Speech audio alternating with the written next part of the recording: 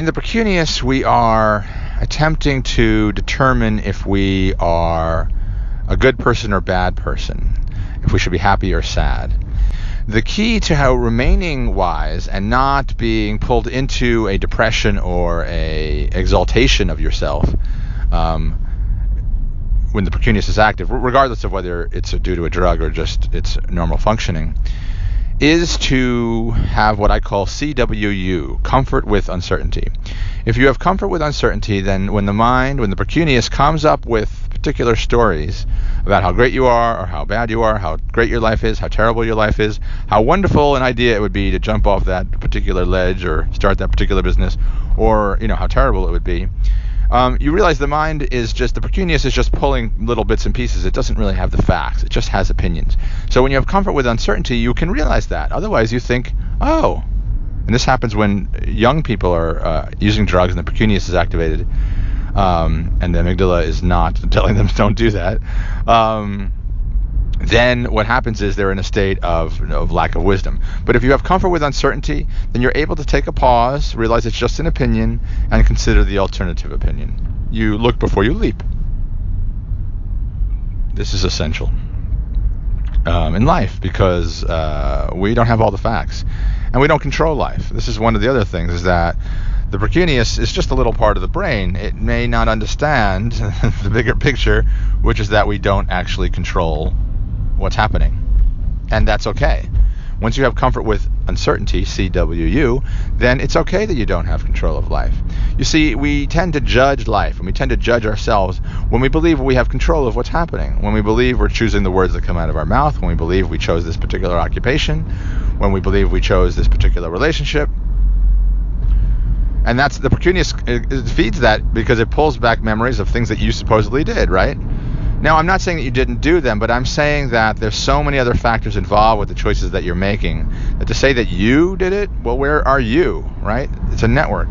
So where are you in that network? You see, you're the observer of the network. You're the observer of the choice to choose that job or the other job, or study for that test or not study for that test, or say the nice thing or say the mean thing. There's so much of the world is about guilt and blame, pointing the finger, and the precuneus is expert at this. The precuneus is trying to determine if you're a good or bad person, and it can give you lots of evidence to support either one.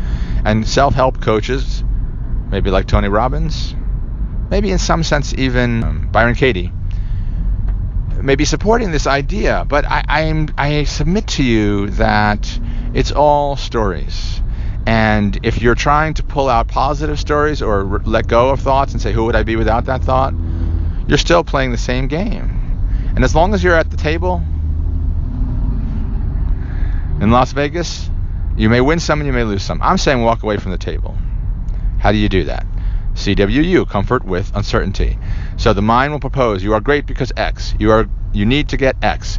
You'll only be great if you have X. Or you're terrible because of Y, and these are the reasons. Or life is terrible, or life is great because of X, Y, and Z. You see, it's all a bunch of opinions, including the opinion I have about this truck trying to drown me out. And I'm like, oh, should I not be telling them? This is the precuneus. The precuneus, especially when you enter sort of the new age and you enter into magical thinking, it can suggest to you that everything's happening for a reason. And it may be. I'm not saying it isn't. I'm not saying it is. Uncertainty is the principle here, right? Uncertainty is the principle. So maybe it is all happening for a reason. Maybe I wasn't supposed to be sharing that. Maybe this video should not be made. That's the idea, is that you're in a state of surrender. And then you're not trying to control life, and that you're not trying to judge yourself or judge others. You just do your best. And you don't even know what your best is. So this brings me to the 4 agreements, right? Never assume. So we make assumptions when we take the precuneus's ideas, or any part of the mind's ideas, as fact. If we don't assume, if we just let it be as a possibility, CWU, comfort with uncertainty, then other parts of the brain can chime in, and maybe even something beyond the mind can chime in, and you may find some deeper wisdom. Always be honest. Well, I think there's times when you want to project that you have certainty because someone else is very afraid and they just need you to do that. But I think, being honest with yourself is a really important thing.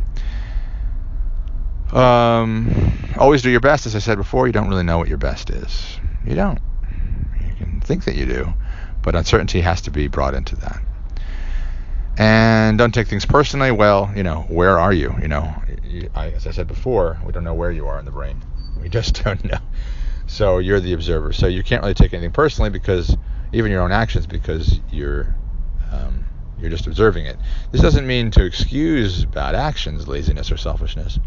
But in fact, to see that laziness and selfishness and greed and jealousy, all of these things are driven from a need to know whether you're good or bad, a need to resist some aspect of life. Right? That's how we define that we're being lazy or selfish, because some aspect of life is asking us to do X, and we're saying no. So laziness and selfishness is really just another form of resistance to life. This is all about surrendering to life. And the way to do that, the easiest way to do that, is being comfortable with uncertainty. I think, I'm uncertain about that, but it seems to me that if you're comfortable with uncertainty, you're not going to need to have a definite opinion about yourself or the world. So you're not going to need to invest great belief inside of the judgments of the mind. You don't need to agree or disagree with the thoughts. Then you're in the flow. You're like, oh, okay, now the mind's coming up with this idea. Now the mind's saying that I'm great. Now the mind's saying that I'm terrible. Now the mind's saying I'm going to get in trouble. Now the mind's saying I'm going to be praised. None of it's you. You're just listening to the mind chatter to itself. Make peace with that. It's okay.